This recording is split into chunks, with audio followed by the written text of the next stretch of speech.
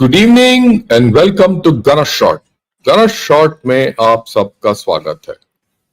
Today's question is, can the PLA fight? Why did I pick this topic up? We all know that PLA is going to be our foremost adversary. They've helped Pakistan and so many other things. We also know that PLA has been one organization which has been which has expanded manifold over a period of time. And we'll go along and we'll get the figures. And we've had a few run-ins with them. But most importantly, you see the performance of the PLA, its equipment, the Chinese, whatever you call it, during Op Sindoor, and also during, the Iran-Israel war. A picture emerges. And the question really comes to my mind is, can the PLA fight? And if it does fight, how will it do so? These are the questions which will agitate every army officer's mind in the Indian Armed Forces. Very logical. But if you analyze what the PLA is, then you know how well they will fight. So that is what we're going to do. And for this, I picked up a RAND analysis, right, which came out in January. I said this in the morning. The analysis is largely theoretical. When I say theoretical, it has some practical bias basis, or right, a researched bias. But when I read it in January, I didn't find that much meaning to what this analyst was saying. So then I read it again about a week back, and a lot of things popped out of that analysis based on what we experienced during Op Sindoor and various other operations. Generally, the way PLA has gone about doing things, and in Israel or Rising Lion. That's when I said, let me do this when it's still fresh in my mind. Right? So here we go. Okay. Now, before I go further, I had a lot of questions from a lot of people and a lot of things that, look, we are not getting notifications for, your videos. And in the morning, I did put it up, and I just want to reiterate. Look, this is just this 1 minute. This is P Guru's channel. You go to channel, any channel for that matter, and in this corner, you find the subscribe button, right here, subscribe. This is where you subscribe. Most of us, when we subscribe, we just subscribe and we are happy if it is subscribed and the thing comes like this with a blank kind of a subscription. If you want notifications, you have to subscribe in a manner this bell turns black. That means you subscribe for all. There are 3 choices you have. You have to subscribe for all. If you subscribe for all, you will get notifications. Just try it once again. If you still don't get notifications, please do let me know. I will take it up with YouTube again, and I'll do it as fast as tomorrow. Right? And and if you want to be sure, unsubscribe from the channel once and resubscribe. So it's as simple as that. Okay. Now here we go. We'll go with this. What is this thing I'm talking of? This is the report. This came in January 2025. It's by a person called Timothy Heath, who's done excellent analysis of the PLA. He's an expert. I mean, I must grant it to him. And we must also grant it that the Americans, who are far more involved with the Chinese, have carried out extensive study about the PLA, unlike us. And I rely a lot. In fact, it's the Japanese have carried out a lot of analysis, and the you know Americans have holistically. A lot of others like Taiwanese, Filipinos, and all, they are in contact with the PLA, but they have not analyzed them well. So I go a lot into their analysis. Of course, we have to see which part of that analysis is, their own thinking and their own way of analyzing and what suits us. But this is a masterpiece. I'd recommend everyone, if you're interested, read it. It's a long one, it's about 15-20 pages, but worth it. What are the key takeaways of this, whole analysis? He puts out half a dozen key takeaways in the beginning. He says the PLA is focused on upholding the Chinese Communist Party. That's the first key takeaway. And it's so true. What's happening in China today? The PLA is trying to uphold the Chinese Communist Party. That's what Zhang Yujia is doing. Okay? This is the crux of understanding the PLA. China's military modernization is the first and foremost to bolster the appeal and credibility of the CCP rule. This is something which we need to understand. So all what they're doing fundamentally comes to the fact that the CCP rule has to be sustained. Okay.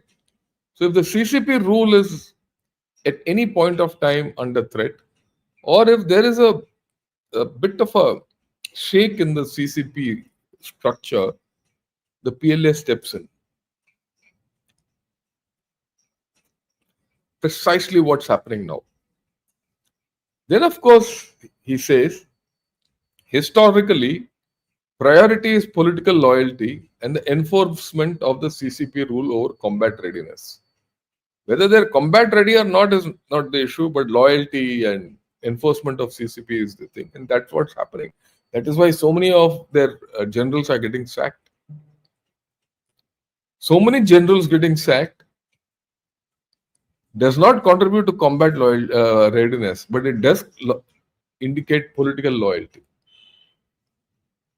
Then further he says, as China declines, PLA's mission of upholding CCP rule will increase and improving combat readiness will decrease. This is something it is playing out. How it will manifest on ground is something which we have to see. China will face strong incentives to favor indirect methods of fighting over large-scale conventional war. How true? This story is absolutely fits the bill now in Opsindur and in Rising Lion. In Opsindur, they they assisted Pakistan to fight with us rather than getting into a fight with us at all. The collusive support was never, direct one between India and China. It was always through Pakistan. Same thing. They let USA fight Iran, but they didn't get involved in it. Indirect methods. That's important. Very important when you are handling PLA. And then lastly, he says, this is a key takeaways. We'll go one by one after this. Defense planning should consider a threat framework that elevates a broader array of threats alongside the remote possibility of conventional war with China. Says remote possibility of conventional war with China. So the threats will be broader, different, but conventional war with China is remote as per him. You've seen it. These 6 takeaways itself tell you what China is all about and how it has behaved. The important facts. China's ability to translate material power into combat power is unproven. In fact, he says it's unproven. I feel it is disproven. You see the way their equipment behaved, whether it is their air defense equipment, or their EW, or their P-15 missiles, or their anti-drone equipment, which was with Iran, everything, all failed. So that material power did not convert into combat power. Okay. Inventories of advanced armaments do not constitute military power. Oh, they have so many missiles, they have so many launchers, they have so many this, so many ships, yeah, whoa. But does it make combat power? It doesn't. We've seen that in Russia. Russia has tremendously n number of times of combat power compared to Ukraine, but still it's fighting a war 3 years later. How well can the PLA fight? That's a question mark. Because they definitely didn't fight well in Kailash ranges. They definitely didn't fight well in Yangtze. They got beaten up and sent back. In Kailash range, they just couldn't maneuver. Yeah, Galwan was a 1-to-1 fight. We lost 20. We don't know how many they lost. In fact, the thing is, they lost double that amount. So, can they really fight?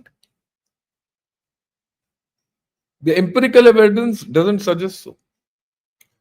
Then, of course, the important thing PLA has an ambitious joint warfare doctrine and demonstrated competence in non war missions. What are these non war missions?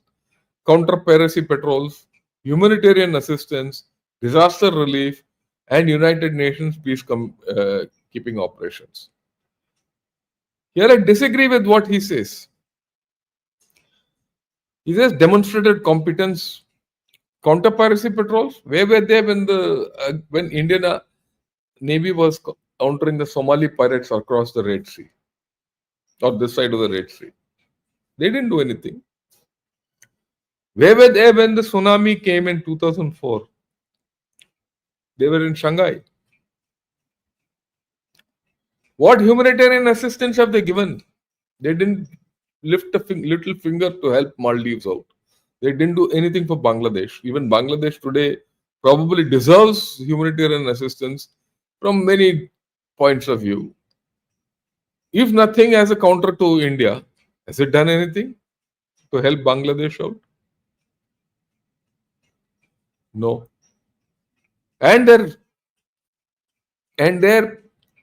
performance in UN peacekeeping operations have been useless. People have run away. They've left weapons and run away.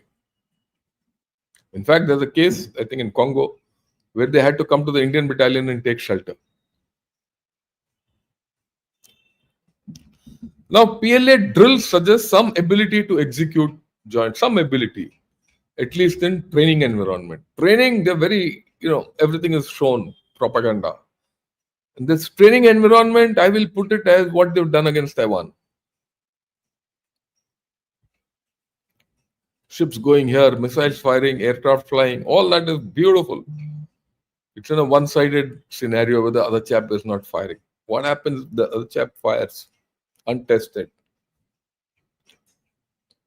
Okay. China has shied away from many combat operations. Mind you, this has been written in 2024, January, not now. We've seen it. It is shied away in Sindoor. It is shied away in Iran-Israel war. It is shied away in Syria. Thrice in the past 8 months, it has shied away from military operations. It doesn't commit its forces. It doesn't even show strength that I'm here and I can make a difference. Okay. Chinese media is replete with withering criticisms of military's inability to execute integrated joint operation and its lack of combat readiness. This will come forth again. It's a matter of time. Okay. What is the purpose of the Chinese military? We have to go back to the first takeaway. It is fundamentally focused on upholding Chinese Communist Party rather than preparing for war. This is a very, very important thing. a military can either prepare for war or it can ensure that everything else is the politically is ready. And this explanation he gives next, which is again very profound. He says militaries are inherently political entities that reflect the priorities and imperatives of the states that they serve. The PLA is a complete political army. Look, every military is a political entity. We serve the state. We serve the politics of the state, but not the intrinsic party politics, but the constitutional politics of India. I'm talking of India. Same thing with, say, a country like Russia, USA, or for that matter, Great Britain. You are tuned to the constitutional politics of the land and you uphold that. Not in the PLA. The PLA, because China doesn't have a constitution, the constitution they uphold is of the CCP. There's a big difference between the two. Now, as China weakens and as the internal politics of China starts fading and where power struggles go on, the PLA will start siding one faction or the other or keep that CCP rule up. It's happening now. Because it's doing that, it is seeming to be weak outside. Whether it is weak or not is a different thing. But a force which is not prepared to even step out and assert itself. And this force is supposed to be that of a superpower. Zero. I mean, you have to understand this major issue about the PLA. Okay. That's what I said. As Zhang Yuxia. What is Zhang Yuxia doing actually today? He's trying to uphold the power of the CCP and uphold his. Maybe he's aiming to become the president and whatever general secretary of the party and all that. Or he'll support one faction or the other.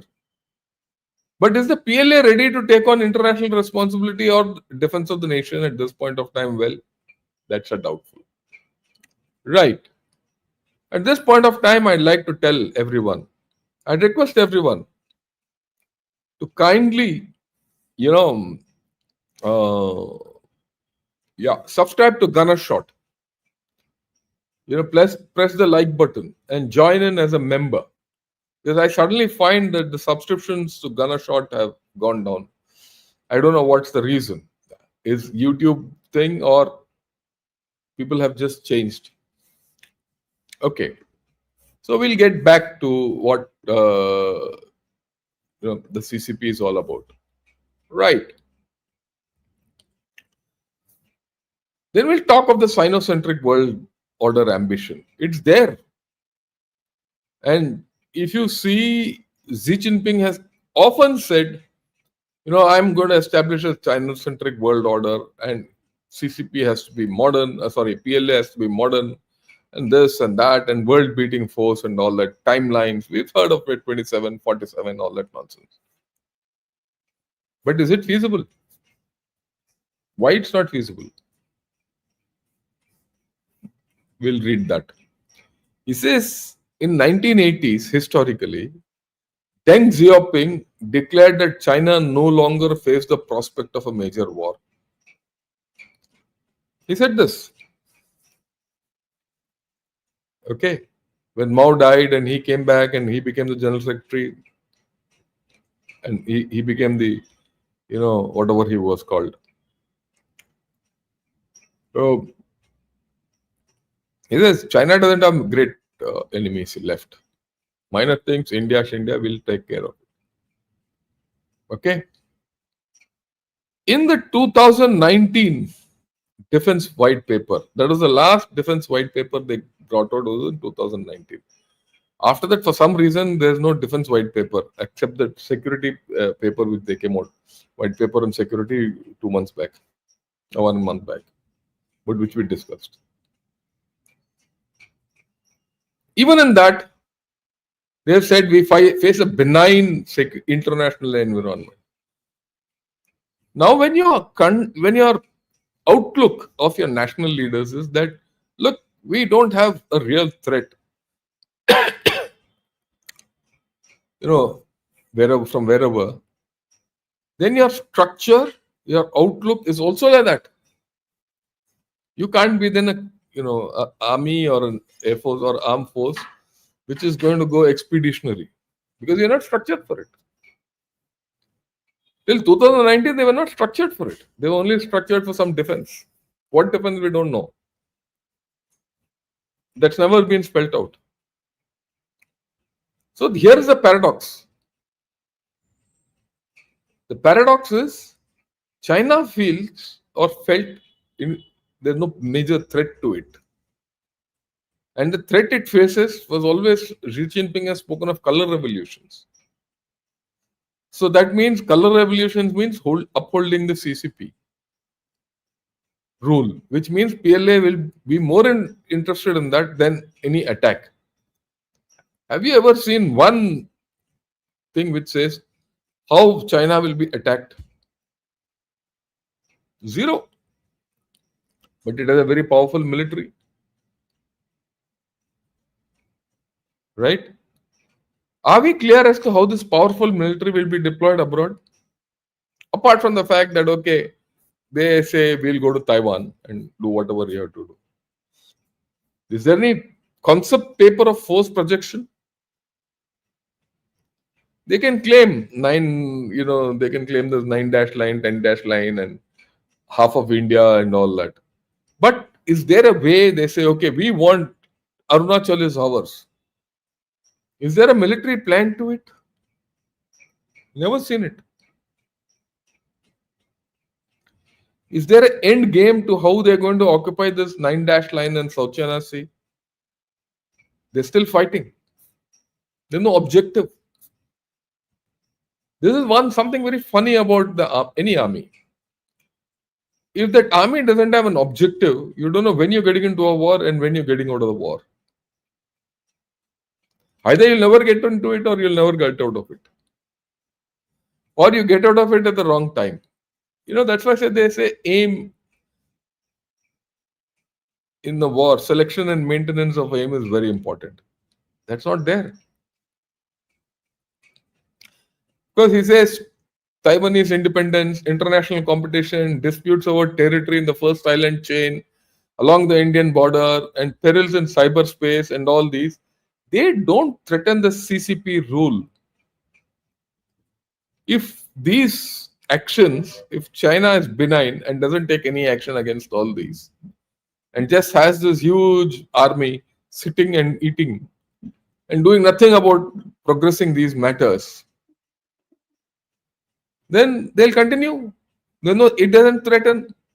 The moment this started threatening, say against India, they came against Galwan and showed a hell of a lot.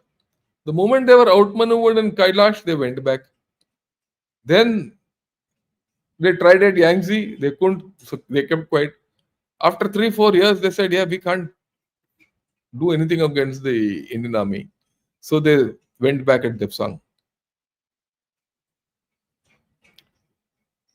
Because if they didn't go back, there was adverse comments coming within China. Were you just sitting there for 4 years and you're not been able to push the Indian army back? That was threatening their rule, and they pulled back. Taiwan independence is fine. I mean, you can talk, I'll go across Taiwan and all, but you've not done it so far, and you're not likely to do in a hurry. That's the thing. They say 27 में करेंगे. 27 किसने देखा?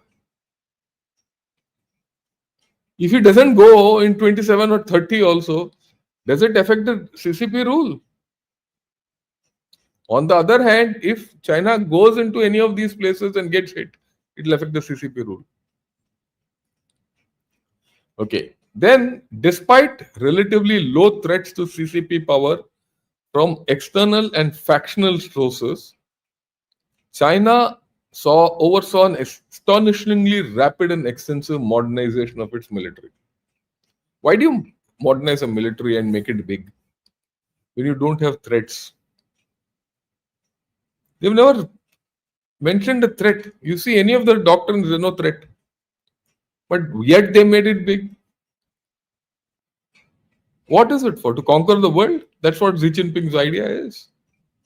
To have the most biggest military in the world by 2047. Modern military. To do what? To do what? Nothing stated. You're not even stepped out of your first island chain with 3 aircraft carriers. In our case, little Obsindur and our entire naval fleet was out at sea, ready to hit Pakistan. Did these people come to stop India? Did these people come to stop or threaten USA when the US took its 3 carriers there? Why? They were not prepared to fight. Just not prepared to fight in both cases. When you see it in a theoretical construct, many things come up.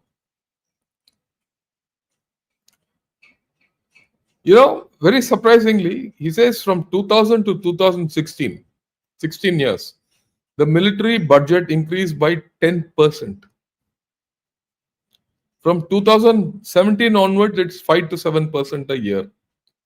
It is not only this military budget, it is also the budget for internal security which has matched. So every year on armed forces, in some manner or other, China has been spending nearly 15 to 20%, yet without a name. You see how this budget has gone from 22 billion, it's gone to 22 billion in 2003, it's gone to 24, it's gone to 231 billion, 10 times more. Obviously, this was supposed to be for a Sinocentric world order. How do you support that Sinocentric world order? USA is very clear, it's got 108 bases all over. In the Middle East, it had 8 to 10 bases. They vacated all the bases, got onto their ships, got onto their aircraft, wherever, and they started flying. And they from Miami, they came and hit Iran and went back. And then the war finished. Affirmative action. US-led global order still rules. If you have a Sinocentric world ambition, you have such a huge PLA, 231 billion is not a joke. And you do nothing except give a 4-point peace proposal which has no value, no one sees it. This is the PLA which can't fight. And he goes on to say PLA's warfighting capacity accelerated after Xi gained power. Now Xi demanded that PLA be combat ready and develop capacity to fight and win wars.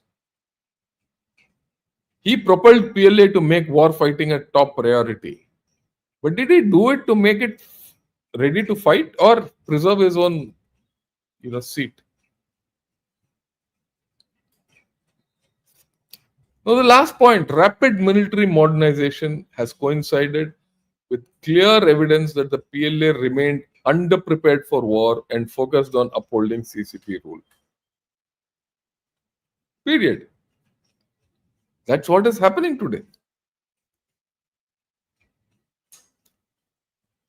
Xi Jinping wanted, why? He wanted the PLA to look outwards. He wanted to cleanse the PLA and have a non-political role. But it didn't happen. Why it doesn't happen? You have to understand. No army, no entity, no military establishment can suddenly change overnight, right? And become an offensive force. It can't become an offensive force. It can't unless it has directions, political direction. In our case, it's very simple. That look, the Indian army is supposed to defend the territorial integrity and sovereignty of the nation. It has to look after its national interests, which extend from the Gulf of Aden to the Malacca Strait. So you are equipping your navy accordingly. Very clear. You are ensuring that your army, air force, everyone, can defend the borders. And if Pakistan misbehaves, you handle Pakistan. If China misbehaves, you handle China. Okay. But what is the aim for the Chinese PLA? Except that vague thing, we will, it has to be modern and, all that. Does it have to protect BRI? Does it have to enforce GSI, the security initiative, or the development initiative, or the civilizational initiative? Because nowhere is PLA there. So there's a diverse from what their political thought processes is and their military thinking. Now let's look at the commanders, the leadership. The PLA commanders have little or no training or experience operating in a joint environment because they've never been so. And operating in a joint environment doesn't come easily. All their battles have been non-joint operations. The last operation they fought was Vietnam. After that, they've not fought a joint operation. We might not have a theater command, but we know how to fight joint. We fought joint. We carried out joint operations in Bangladesh. Very complicated. We carried out joint operations in Kargil. We carried out joint operations in Opsindur. All three. Have we seen the PLA doing one joint operation so far? Except a drill around Taiwan. That too, in the last drill, they used to go out in the morning and come back at night. And their firing which they did was somewhere else. The video was shown to us as if it's being done on Taiwan. And then there's a fact. He said that shortage of commanders and staff qualified for such operations, a lack of understanding of the capabilities, equipment and tactics of the other services, and a lack of advanced technology to enable communication and information sharing among the services is prevalent.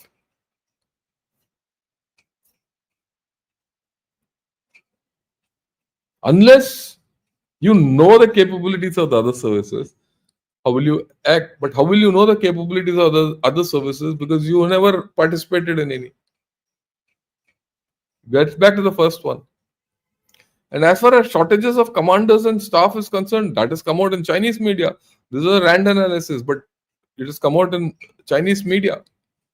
I have quoted so many times when people have said there are no pilots for their fighters in the Navy. They don't have marine commandos trained. They don't have captains for their ships. You might have the biggest Navy, but if you don't have captains for your ships, what use? If one captain takes the wrong thing, that ship will go down.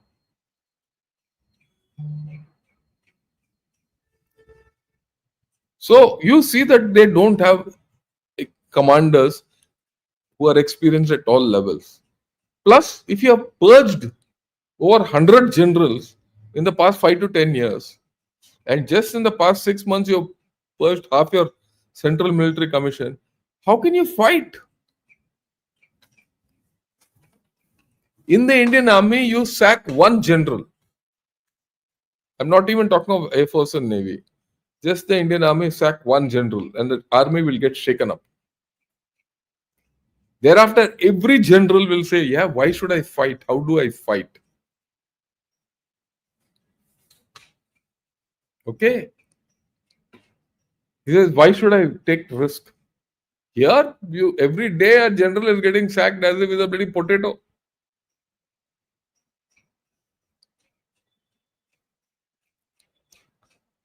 Then the political will to fight. This is something very important. Many of us feel that China is aggressive. They have the political will to invade everyone and all that. This is where we have to start rethinking. Chinese leaders have shown little interest in starting a war. Absence of a national threat or expeditionary intent or interest.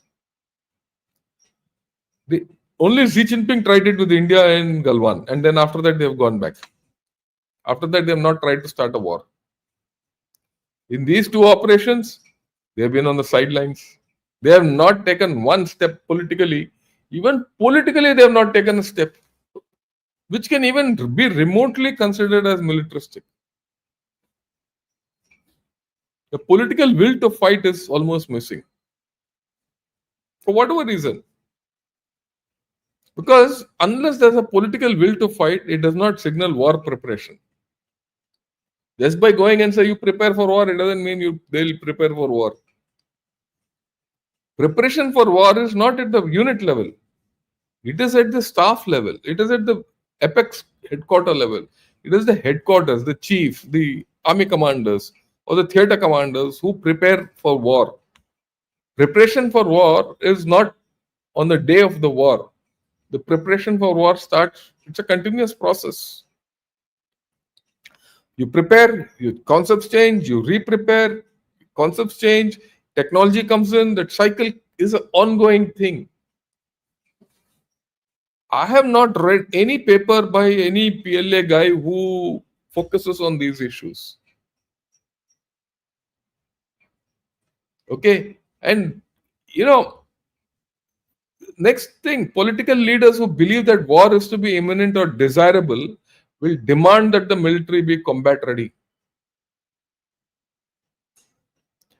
Yes, Xi Jinping has said that, but who else has backed him up politically? No one. Chinese leaders throughout have not characterized war as inevitable or desirable. It's not only Xi Jinping. Xi Jinping is 5-10 years. Before that also. So if your war is not inevitable and you are only looking inward, then how will you fight?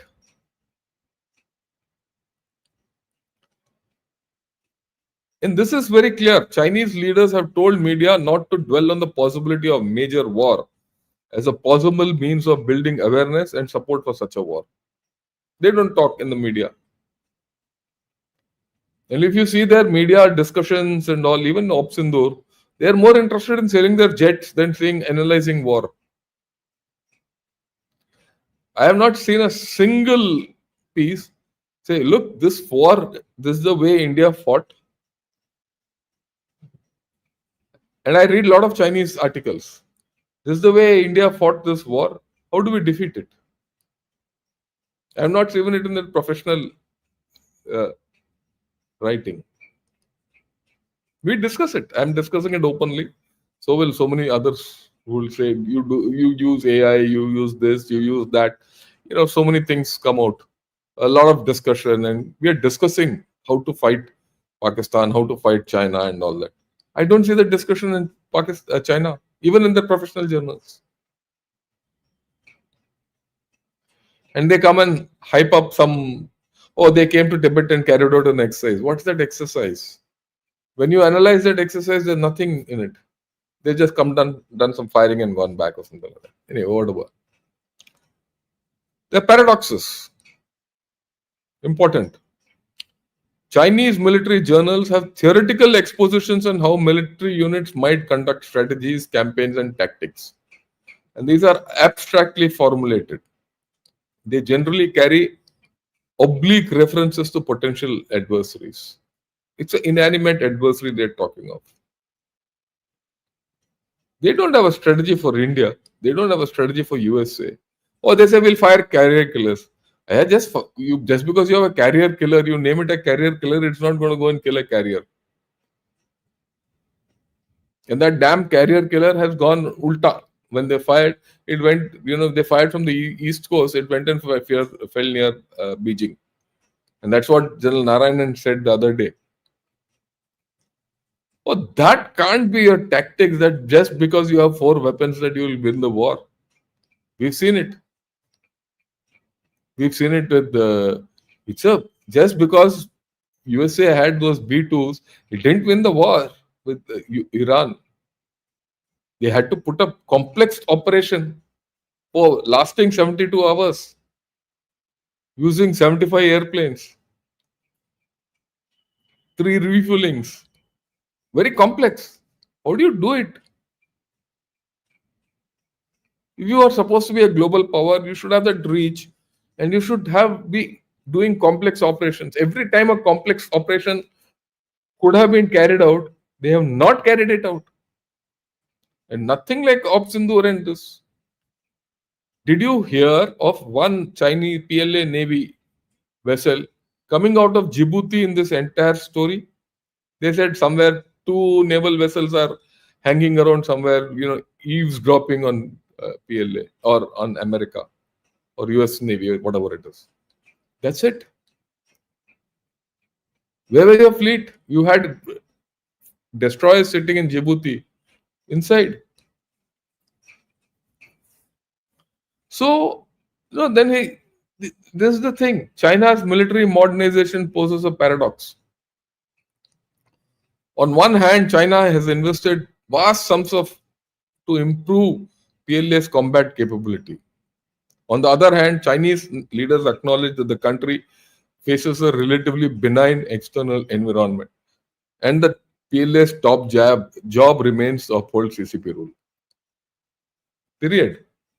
You might have 3 carriers. So what if they have not left your first island chain? And if they've left the first island chain, they've gone 60 kilometers, 100 kilometers beyond the first island chain and come back.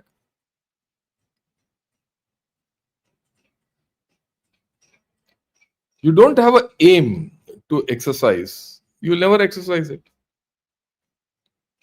So that political direction is not there. It is lacking. And this military is not professional. And the military is political. This is very interesting. It's interesting because in September, there's going to be a great parade about which even from now itself people are talking. Oh, we're going to have a great parade. We're going to have a great parade. China will showcase everything. PLA is a prize to be showcased as per the Chinese thinking. And he's right. Already the hype is starting about that PLA parade. You'll see that PLA parade. And when it comes, I will again talk of this and that at that time in September. Wait. The PLA hypes patriotic favor, national pride, and defense of the country's interests through deterrence, parades, drills, and exercises through lavish coverage in Chinese media. That's happening. Every time you see the chap marching like this, very smart, everything is tickety boo. Yeah, that doesn't work in war. In war, you saw Kailash Range. Again, I go back to Kailash Range operation. They were outmaneuvered and they didn't know what to do. Why they not practiced it in mountains? And they're not, even now, I don't think they've done it. Now, showcasing modernization achievements in China's technological prowess, such as fielding of aircraft carriers, stealth aircraft, and other technological wonders, also helps nationalistic, patriotic enthusiasm.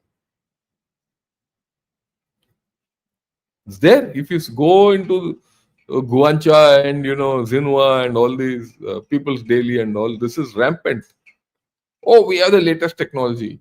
India can't match us. Even today, there is an article by some chap called Mao KG. He says, India's weapons and all are not that good. China's are technologically much better. Oh, bhai, Pakistan ka kya hoga? Your technology, what happened to that? You can say you have better technology. Has it been proven in battle?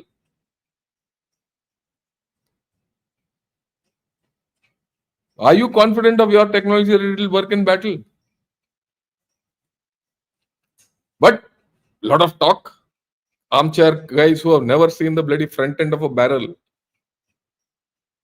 will talk. I have better this thing. And they said, if you remember, before Op Sindoor, I did come out with this thing that there were a couple of articles which said, look, our technology is better with Pakistan, and Pakistan will win and India will lose.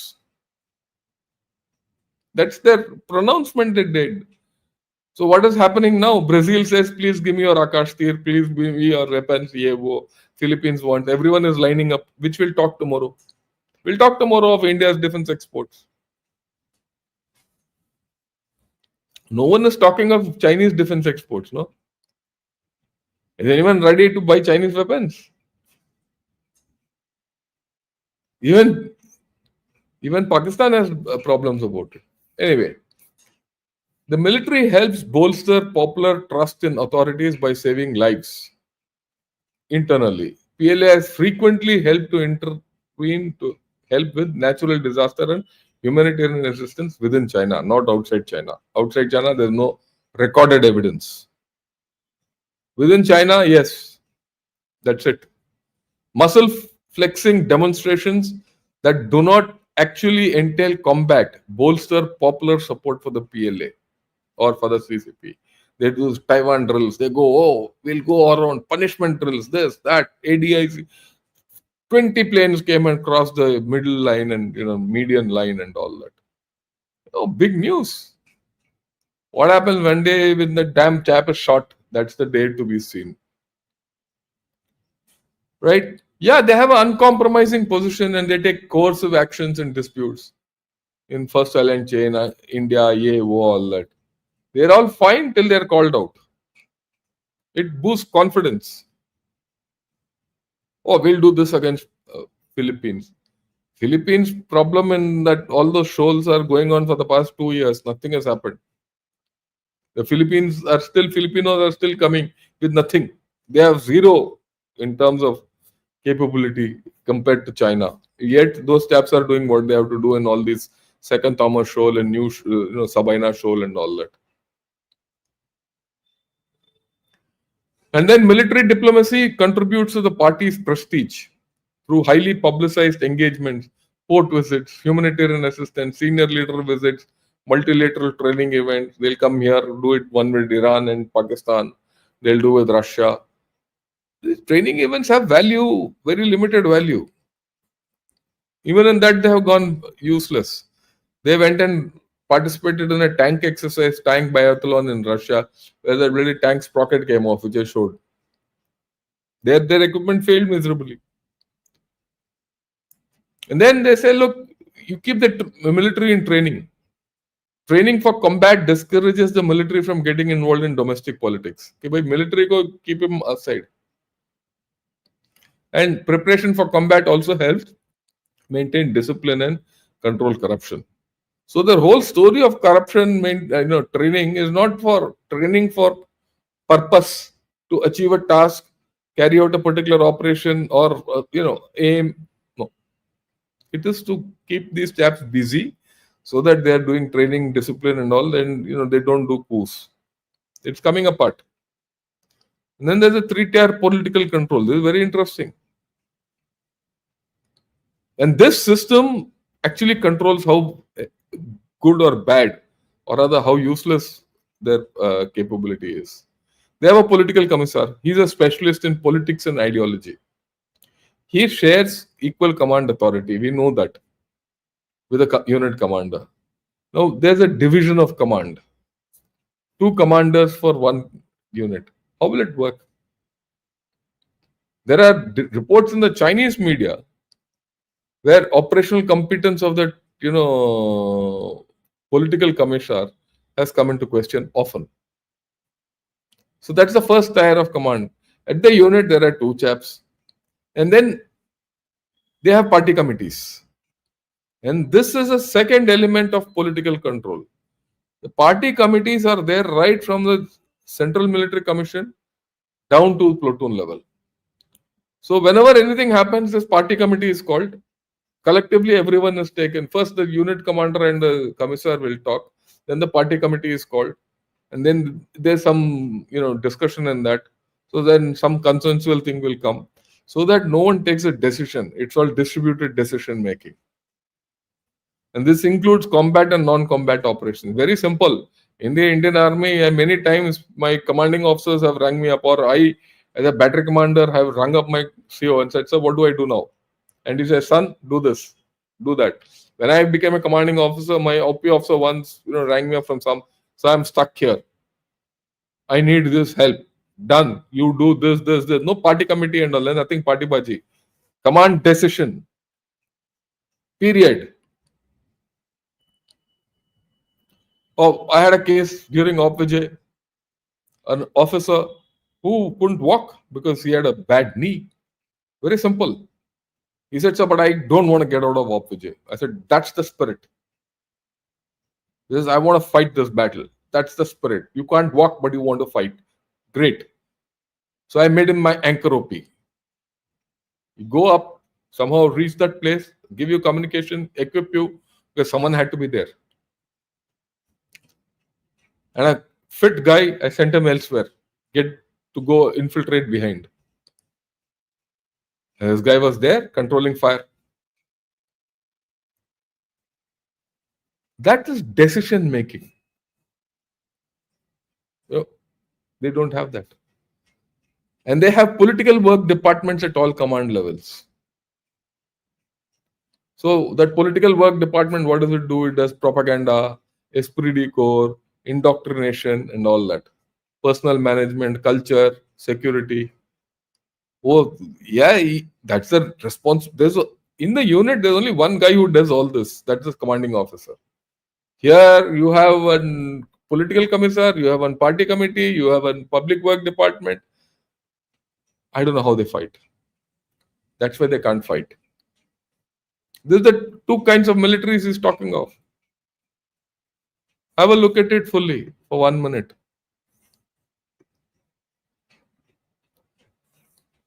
In this, politics as priority. In this, combat effectiveness as priority.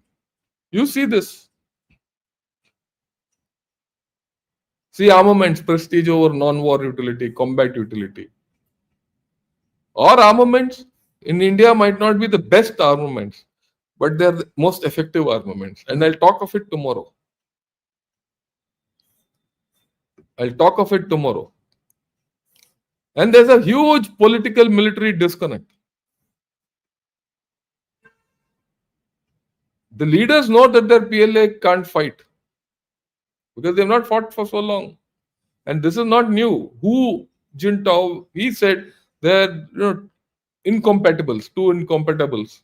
He says the modernization level was not consistent or was incompatible with the requirements of modern war.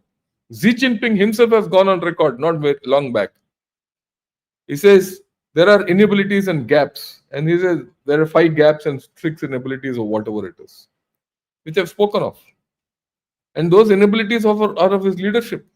And what has he done to eradicate them? Nothing. Now, after 20 years of reforms in this century, I'm not talking of last century, right? The leaders like Hu Jintao, Jiang Zemin, and Xi Jinping, who are supposed to come and conquer the world and make a world-class army, they've done nothing to orient this to a combat armed force. Why? Because they need the PLA to, help maintain the party rule. If the PLA has to do that, it can't fight. A PLA which is concerned about coups and insecure about its authority favors a high level of centralization and insists on tight control of military operations. We've seen that. We've seen that in Galwan. PLA organization is optimized for political control, not combat control. You can't fight with committees. A military focused on combat effectiveness might be willing to experiment with arrangements that enhance the flexibility and responsiveness of units to fluid combat situations. But here they're not doing that. Chinese sources, he says in this analysis, admit that they lack competent joint commanders, express uncertainty about how to train personnel to fight as a joint force, and acknowledge that the military reforms remain incomplete. Look, I must tell you about an anecdote of my own. This was when I was a GOC of the artillery division. We had an exercise in our corps, and before that exercise for about 3 days, self and the Air Force commander, TAC commander, he was also equivalent of a major general, a Air Vice Marshal, and I sat down, trashed out a lot of things.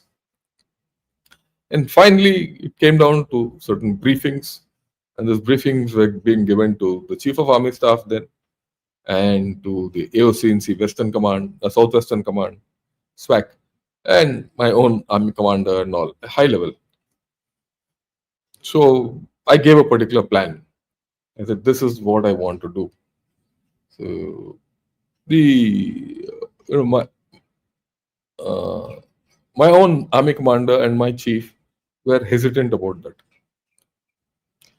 Now, when I was almost giving up on my whole story, the AOCNC SWAC, he said, sir, just I want to see the slides which he made to support this statement he is making. He told me, he says, I want to see what the GOC article is saying. What is the backup of it? So he said, yeah, I've been briefed by my own TAC commander that they had a discussion yesterday for about a couple of hours, and that he had brought up some interesting things. So yeah, then my chief said, yeah, show it. So I showed. And for the next 2 hours, we were discussing. And then we came out of the joint plan. We were prepared to experiment. We were prepared to expect.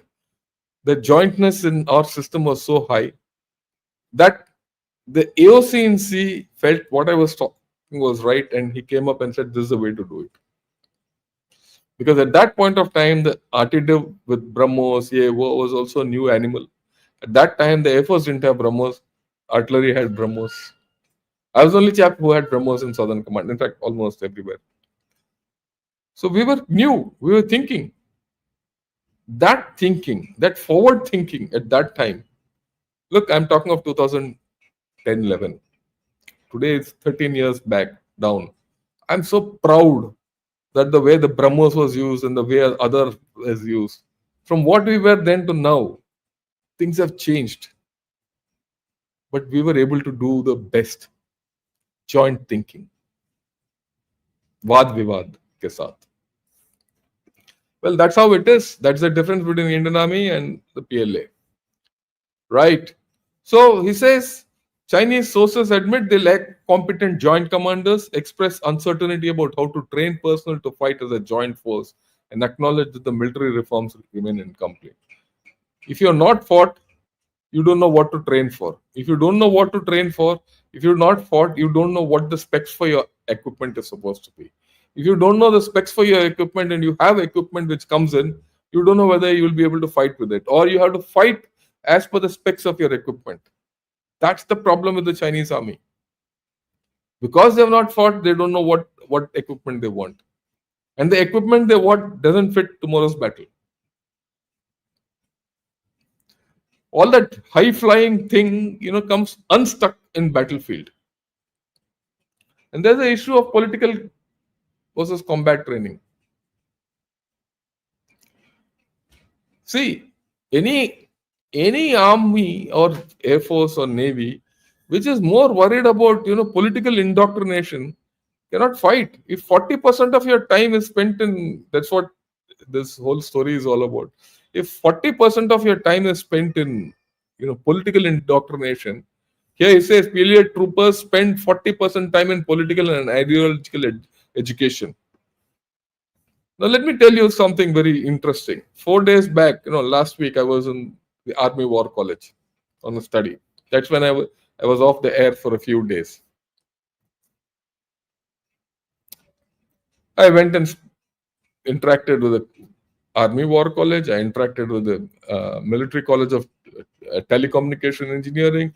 I interacted with the Infantry School, all the commandants, top chaps.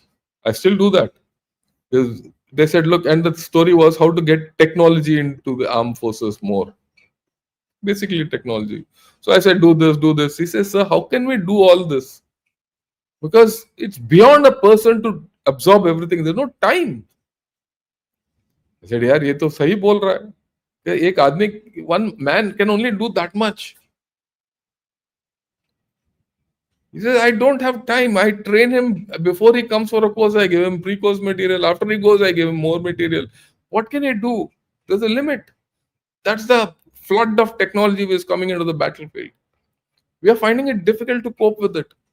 And here is an army which is spending 40% time on political indoctrination. How can they fight?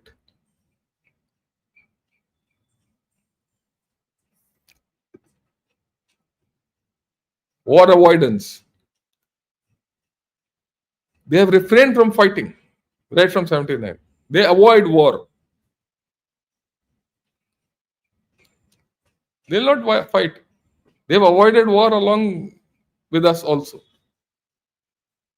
They've avoided war. Now they completely avoided war in Op Sindoor and Rising Lion. Right? That's what he says. They left BRI to its own. Whether BRI will work or not, we don't know. What will happen? How will the BRI be protected? They didn't do anything. War avoidance is the order of the day. And their weapons are for prestige. Oh, I have this, I have that.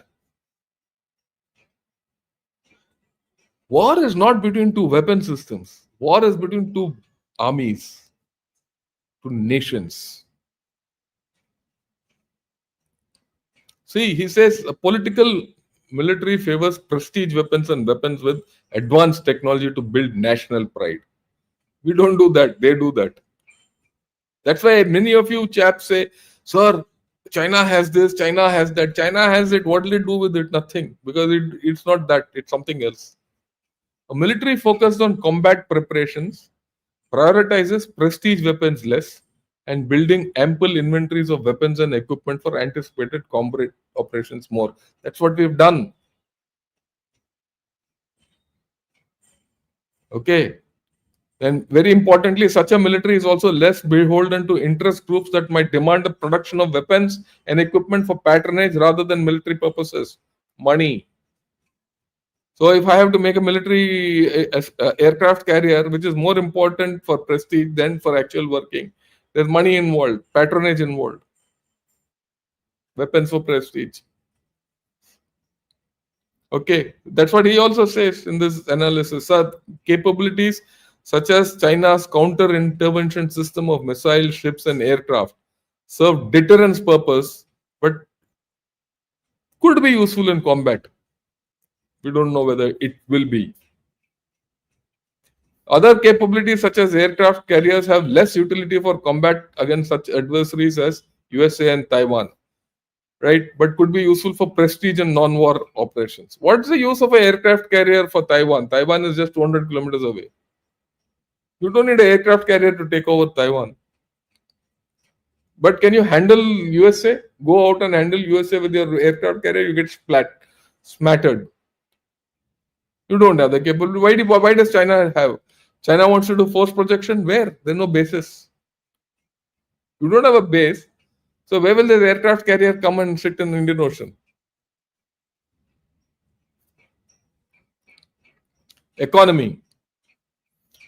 Very important.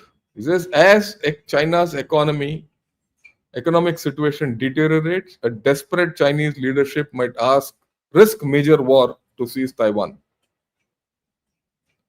Externalizing. Right. And then he says, very importantly, China does appear to have entered a trajectory of decline from which it is unlikely to recover. The effect of China's decline will further weaken the PLA. This is happening today. This was written 6 months back. Today the PLA is far more weaker than when this man wrote this. Today morning I spoke to you how weak China is becoming.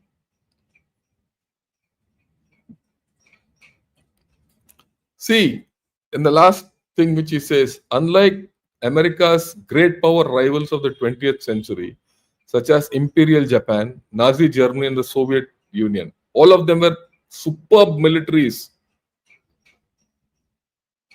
A hostile China would have to fight using a military that is designed not to fight a war. It is not designed to fight a war, nor is it equipped to fight a war. It is Chinese way of war. I know it's going a little over time, but I'll go through with it because this is important. Yes, China has other options that are better suited to its political and military liabilities. One option would be to arm and equip US rivals and enemies, including Iran, North Korea, Russia, and non-violent non-state actors. Precisely what China has done now. He's not spoken of Pakistan, but Pakistan is well on the cards here. Then four PLA forces would play a relatively modest role, primarily as trainers and providers of technical support. Isn't that what PLA has done now in Op Sindoor? They came to train Pakistan army and technical support they gave, which failed.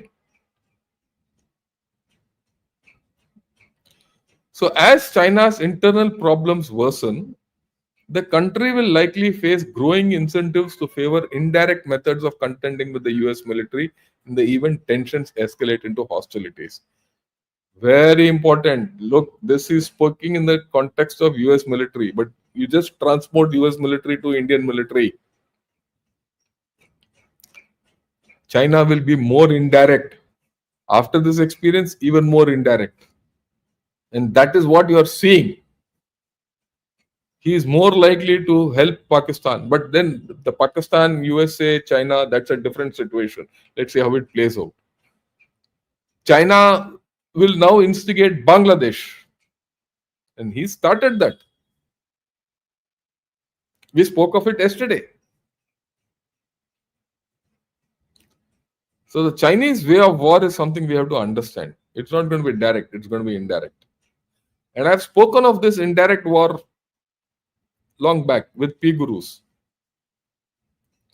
Have a look. Just put indirect war, go to Gunnershot, put indirect war and type. You will get one video of about China, which I did with Mr. Sri Iyer. If you want, I'll replay it tomorrow. So this is it. This is what I wanted to say. The PLA is a beautiful paper tiger. Okay. So, yeah, I know there are PLA bots will be there, CCP bots will be there, but that's okay. I'll take a few questions. I'll not take too many of them. Right. And Shruti, after a long time, says namaskar to you. And yeah, please do subscribe to Gunnershot, press the like button, and all that. And I want more subscriptions. Suddenly, subscriptions are, I don't know what happened. There's a drought of subscriptions. Just imagine the past 24 hours, I just got about 25 people subscribing. That's awful. Yeah. And yeah, Jai Hind, Akash. Yeah, Ustab Har Chaudhary. Yeah, your comment is getting deleted. I see that. Put it in the comment. I'll answer it fully next time. Okay. Hans, good evening. Harshil, hello. Vishwanathan also, namaskaram. Yeah. Yeah, this you have done with Rajiv Narayanan. This is not what I've done with Rajiv Narayanan. How could I have done, Amitesh? This analysis came in January. आप भी तो देख लो यार. What I've done with Rajiv Narayanan is something else. Okay, have a look at it. But this is something else. What I did with Rajiv Narayanan is based on what he wrote. This is what the RAND analysis. Okay, I've connected what RAND analysis has done, written to what is now. And I'll talk with Rajiv also again. Don't worry. Yeah, good evening, Rohan. SH, PLA is not battle hardened. In Galwan, they took a lot of casualties. Yes, lot. Yeah, Rational Buddha, Namaskar, General Saab, Namaskar to you.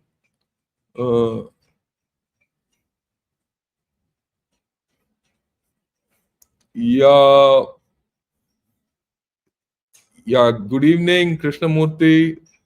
CLRS, good morning, good evening. How are you? Yeah, but Do you think that China would have handled the same equipment in a better and effective way which were used in Pak and Op Sindur or their weapon systems? No, I don't think so. A lot of handling weapon systems comes from practice and training and the man. I've always said man to man, the Pakistani army soldier is better than the Chinese chap. They might be better equipped, but fighting capability, Pakistani is any day better than the Chinese. Pakistan, the army as a country, in China, a political party as a military, it's more like a mafia. I agree with you completely.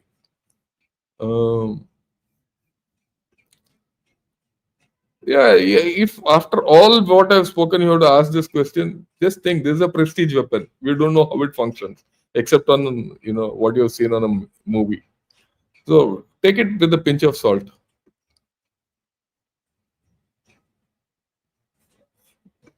Yeah, it took a million PLA soldiers and a decade to conquer Tibet. I agree with you. The Tibet consisted of a few thousand soldiers and militia and poorly armed. What does this tell you about PLA? They're useless. Tibetan Hamgai, I completely, endorse what you have said. Have you seen JS Podi? Who's JS Sodhi? I don't even know. Lieutenant Colonel JS Sodhi. Kaun hai yaar ye? On China and PLA with. I have not done all that. I must tell you guys, I don't see videos. Incidentally, I very rarely see others' videos. My gyan is from books. I talk from what I read. And I talk referenced books to you. I get references to you. Have you seen any talk of mine which is not referenced? All my monologues are referenced monologues. I just don't talk of the thing. So, Amitesh, don't come and talk like this. Have you seen that? Have you seen that? I don't even know who this Sodhi is. If I don't know who a chap, any army guy, a Air Force guy, or a Navy guy, if I don't know him, then he's useless. Because if he's good, I would have read his books. As simple as that. If he's not good and he's just talking on the YouTube, then he's talking off of his hat. Yeah. Already subscribed. Thanks a lot, Tarzan. Anjali Martins from Connecticut. Thank you for joining in. Right. Yeah, let me see.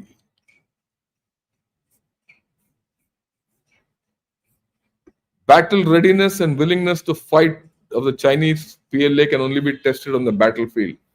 Well, that has not been tested. In fact, whenever it's been tested, they've failed. Right? China has failed to secure even its own energy supply routes in uprising land. Can it take on concurrent threats from seasoned forces of Japan, India, Vietnam? No, I don't think so.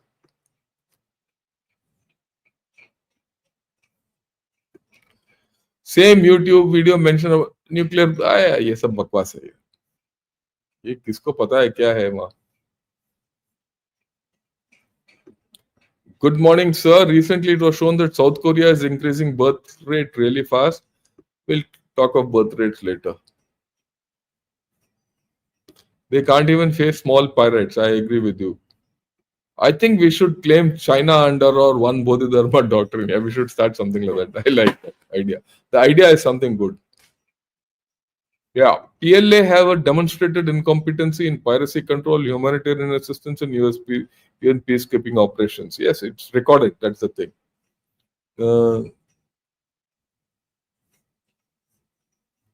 Yeah.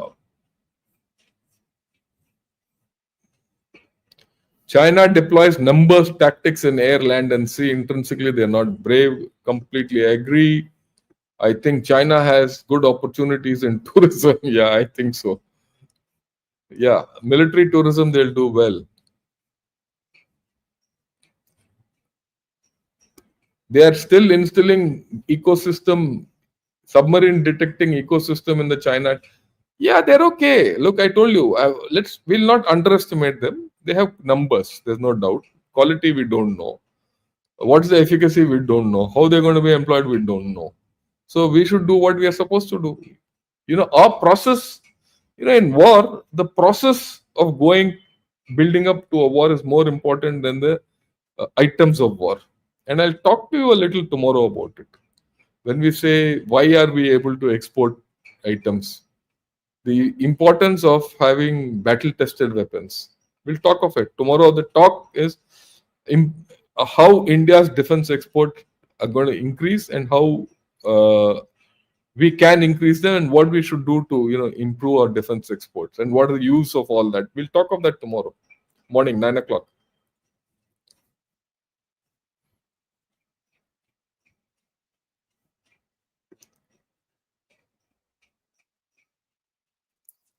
Yeah, I'm confident that today, if India and China face a conventional war, the PLA stand no chance at all.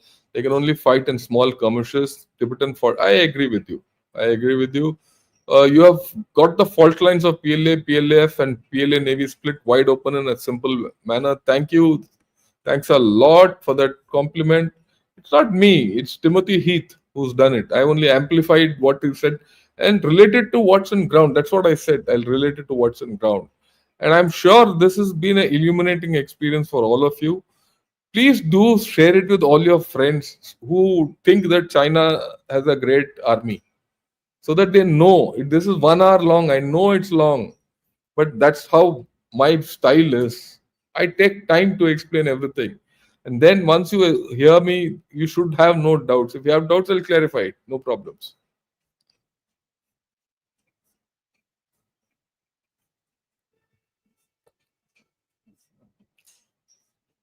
Okay.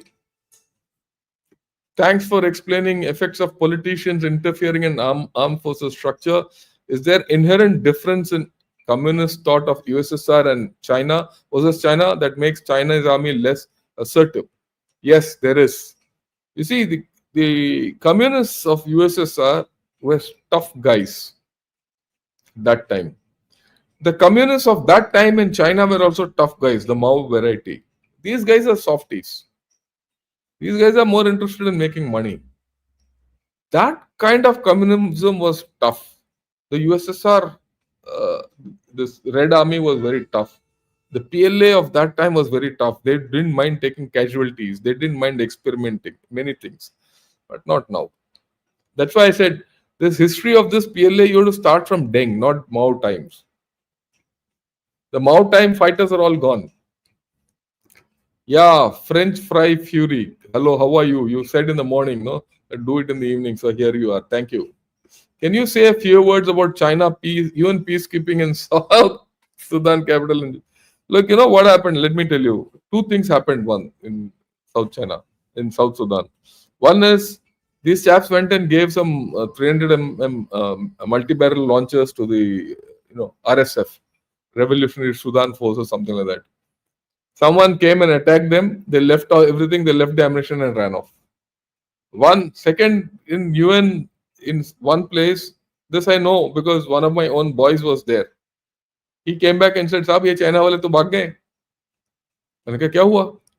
I said, "What happened?" He said, "Sir, there was some where we were deployed.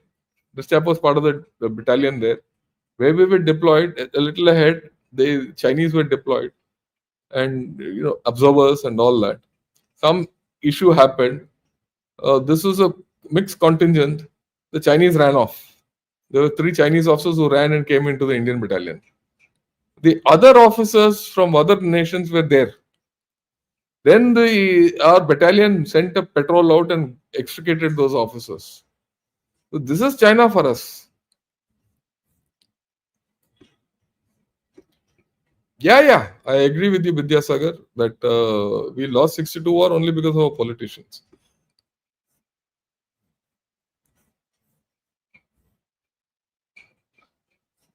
Okay, now I think generally, so the subscriber reduction might be due to the bot Chinese account unsubscribing as their plan is not working out. Yeah, I agree with you, Geet. I'm not this thing. It's not they're not unsubscribing. I'm not getting new subscriptions. That's the thing. Uh, it's not going up on the right. It'll take a couple of days. It'll go up. Don't worry.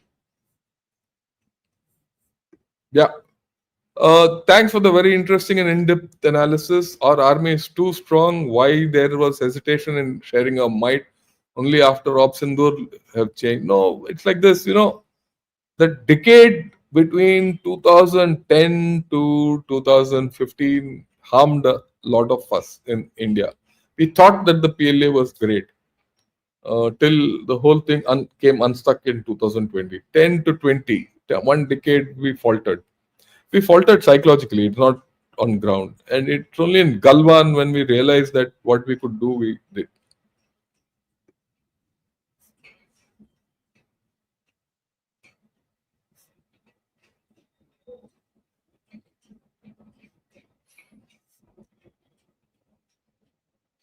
Okay.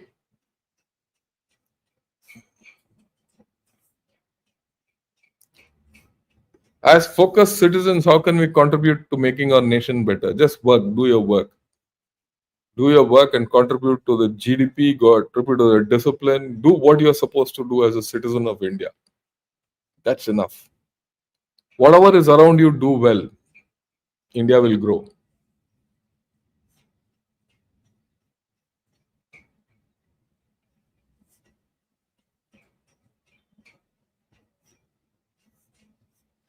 Okay. Yeah, that's it. I think I've done for the day.